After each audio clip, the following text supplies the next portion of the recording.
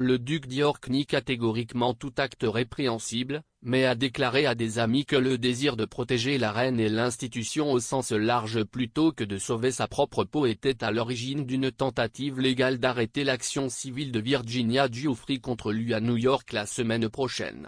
De nombreux initiés royaux pensent que son seul espoir de convaincre le public britannique de son innocence et de retrouver son rôle royal supérieur est de se présenter devant le tribunal et de réfuter les allégations de Madame Giuffre, qui prétend qu'elle a été forcée par son défunt patron Jeffrey Epstein et son disgracié ami Ghislaine Maxwell pour coucher avec Andrew 3 fois alors qu'elle n'avait que 17 ans. Mais le Daily Express comprend qu'Andrew, 61 ans, qui a temporairement démissionné de tous ses postes officiels en novembre 2019 après avoir accordé une interview désastreuse à BBC Newsnight, pense qu'il peut encore faire un retour en évitant la salle d'audience et en utilisant d'autres moyens pour discréditer Madame Giuffre.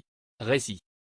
Andrew, qui supervise la stratégie juridique de son équipe, fait également valoir que l'affaire que la duchesse de Sussex a intentée contre The Mail dimanche pour avoir publié une lettre qu'elle a envoyée à son père montre que même si vous gagnez devant les tribunaux, vous risquez de nuire à votre réputation.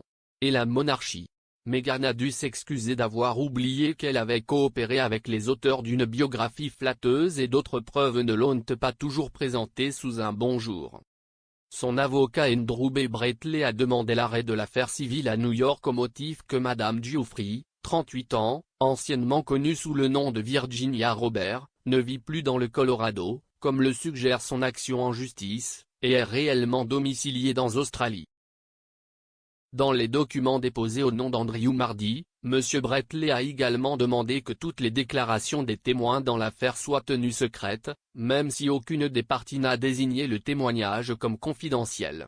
Les avocats de Madame Giuffre se sont plaints de cette demande et certains ont affirmé qu'elle était sans précédent.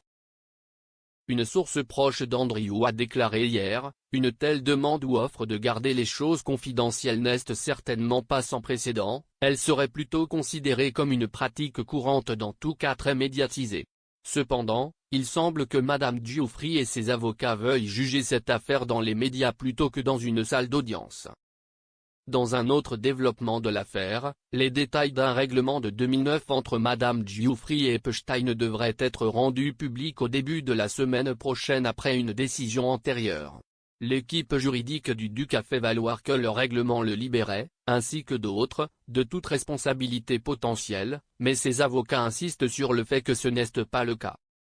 Les experts juridiques doutent que le duc gagnera ses tentatives pour arrêter l'affaire ou garder les déclarations des témoins secrètes et, si comme prévu le procès se déroule, il est probable qu'Andrew sera testé sur les preuves qu'il fournira.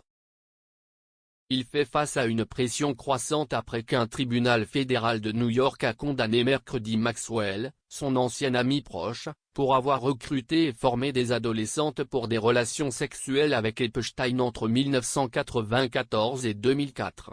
La décision du jury signifie que les histoires de femmes telles que Madame Giuffre ont été acceptées, même si elle-même n'a pas témoigné lors du procès et qu'Andrew n'a été mentionné que fugitivement comme quelqu'un qui accompagnait Epstein lors de voyages.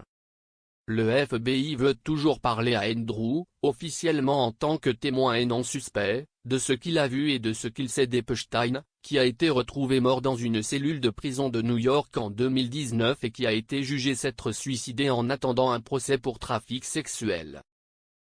Mais bien qu'il ait proposé à plusieurs reprises d'aider à toute enquête de part et d'autre de l'Atlantique, le duc refuse toujours de parler aux enquêteurs après avoir accusé les autorités américaines d'avoir violé un accord de confidentialité.